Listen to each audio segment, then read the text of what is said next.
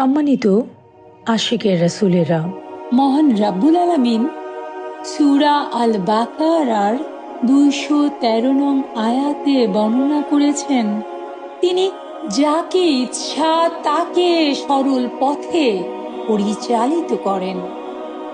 এই সোজা পথটাই তরিকতের পথ, যে পথ ধরে আত্মা মুর্শিদের হাত ধরে হেঁটে চলে, রাসূলের অনুসৃত পথে বিলীন হয় আল্লাহ। এ পথে কিন্তু সাধক একা চলতে পারে না।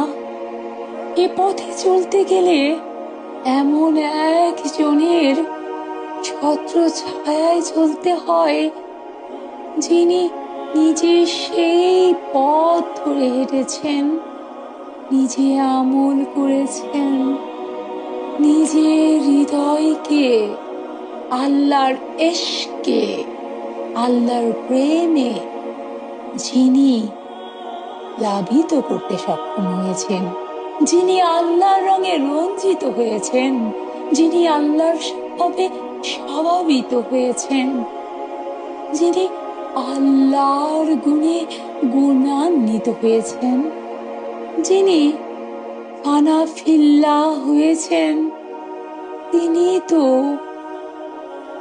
আপন মুর্শিদ। এই প্রসঙ্গে পবিত্র কোরআনে সূরা আন-নাহল 43 নম্বর আয়াতে আল্লাহ তাআলা বলেন, ফাসআলু আহলা যিকরি ইন কুনতুম লা তা'লামুন, অর্থাৎ তোমরা যদি না জানো তাহলে জ্ঞানীদের নিকট জিজ্ঞাসা করো। এখানে চিন্তার বিষয়, জ্ঞানী বলতে আল্লাহ কার কথা বলেছেন?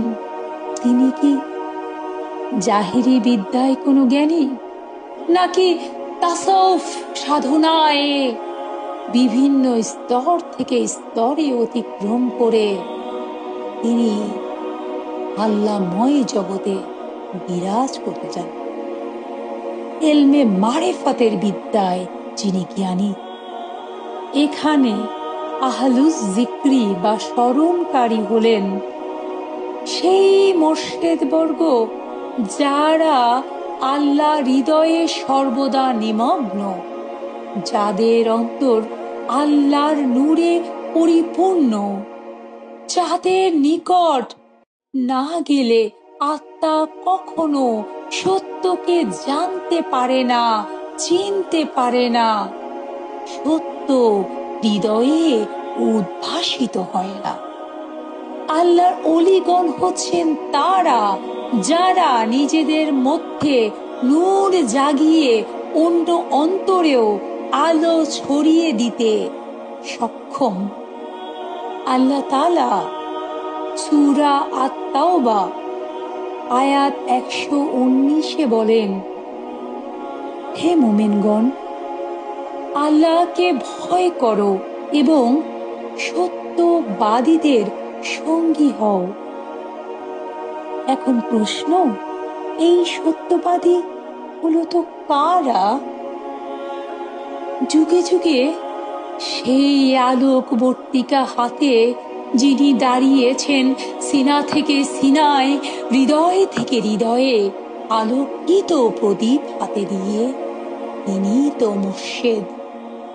যাদের হৃদয়ে কোনো মিথ্যা নেই, যাদের নিঃশ্বাস আল্লাহর জিকিরে প্রতিনিয়ত সজীব, সতেজ এবং প্রজ্বলিত, যাদের চোখে দেখা যায় রাসূলের নূরেরই প্রতিফলন, মূলত তাদের সঙ্গেই ঈমান পূর্ণতা পায়, তাদের ছোঁয়াতেই আত্মা মারিফতের দরজায় পৌঁছায়। মুর্শিদ আসলেই আল্লাহর রহমতের সেতু, যিনি তার দৃষ্টিতে মানুষকে আল্লাহর দিকে ফিরিয়ে নেন। মুর্শিদহীন প্রাণ সেই নৌকোর মতো যেখানে মাঝি নেই, যে স্রোতে ভেসে যায়, কিন্তু ভাসতে ভাসতে কখনোই সে গন্তব্যে পৌঁছতে পারে না। অতএব মোর্শেদকে হৃদয়ে ধারণ করা মানে নিজেকে নূরের পথে সমর্পণ করা, আত্মাকে শুদ্ধ করা এবং ঈমানকে জীবন্ত করা। কারণ যিনি মোর্শেদকে ভুলে যান তিনি তো উৎস থেকে বিচ্ছিন্ন হয়ে পড়েন। ধরেন একটা গাছ, যে গাছে তার মাটি থেকে পানি থেকে বিচ্ছিন্ন হয়ে যায়, সে আলো সূর্য তার শেকড় থেকে বিচ্ছিন্ন হয়ে যায়, সেই গাছে ফুল ফল কি করে শোভা পাবে? তাই বলছি, মোর্শেদকে হৃদয়ে ধারণ করুন, মোর্শেদকে হৃদয়ে বসান। একটি উদাহরণ দিই। ধরুন আপনি গণিতের 1 থেকে 9 পর্যন্ত সংখ্যা, এটিকে যদি বাম পাশে রাখেন, ধরেন বাম পাশে যদি 1 লেখেন কিংবা 2 লেখেন, যদি 3 লেখেন, 4 লিখেন, 5 লিখেন, 6 লিখেন, 7 লিখেন, 8 লিখেন, 9 লিখেন, যে কোনো সংখ্যা যদি বাম পাশে লিখেন, এরপরে ডান পাশে যদি একটি শূন্য দেন, 1 হয়ে গেল 10, আর একটি শূন্য দেন, 10 হয়ে গেল 100, আর একটি শূন্য দেন, 100 হয়ে গেল 1000, আর একটি শূন্য দেন, 1000 হয়ে গেল 10,000, আর একটি শূন্য দেন, 10,000 হয়ে গেল লক্ষ, আর একটি শূন্য দেন, হয়ে গেল 10 লক্ষ, আর একটু শূন্য দেন, হয়ে গেল কোটি। এভাবে 1 থেকে 9 পর্যন্ত সংখ্যা যদি ঠিক রেখে আপনি ডান পাশে যত সংখ্যা যুক্ত করতে পারবেন, আপনার ওই সংখ্যার ওই গণিতের মান বাড়তে থাকবে, তাই না? এখন যদি বাম পাশে 1 থেকে 9 পর্যন্ত সংখ্যা না দিয়ে 0 পূরণ 0 গুণ 0 ভাগ 0 সমান সমান 0 0 0 0 0 0 দিয়ে বসাতে থাকেন, তাকে ওই সংখ্যার মান বাড়াতে পারে? যদি মোর্শেদকে হৃদয় ঠিক রেখে গোলামি করেন, আমল করেন, সাধনা করেন, প্রতিটির মান উত্তর বাড়তে থাকবে।